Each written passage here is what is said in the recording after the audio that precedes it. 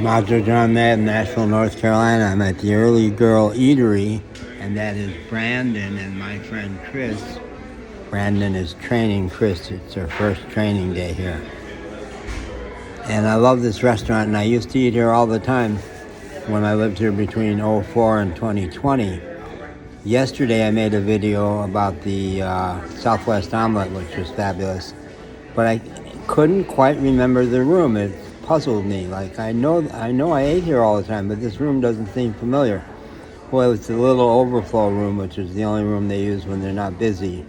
But this is the room I know, and it's a beautiful room with lots of light, lots of windows, lots of space. And I have so many great memories of this room. And so today I'm having the mashed potatoes and spinach cakes, which are fabulous, and eggs. In the U.S. we call them sunny side up. In Mexico, where I just came back from, these are estrellanos. They're like stars, little stars, and potatoes. I want to make a comment about Brandon and management culture. I was a management coach and consultant for 15 years after my career as a clinical psychologist and psychotherapist. And managers make things happen. They make the big bucks because they're the ones who will make it happen for the customer. Ingles, the huge grocery store chain here, does not have a culture like that. And I had observed that many times over the years, but recently I had an experience at an Ingles store where I didn't want a lot of little plastic bags. I wanted a couple of their reusable bags.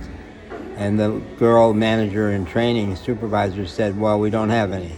I said, sure you do. They're on the rack over here. You got 6 of them. Yeah, those are display. Are they the same ones that you sell? Yeah, but they're display. Well, you shouldn't even have them on display if you don't have any to sell. And you're a manager, dear.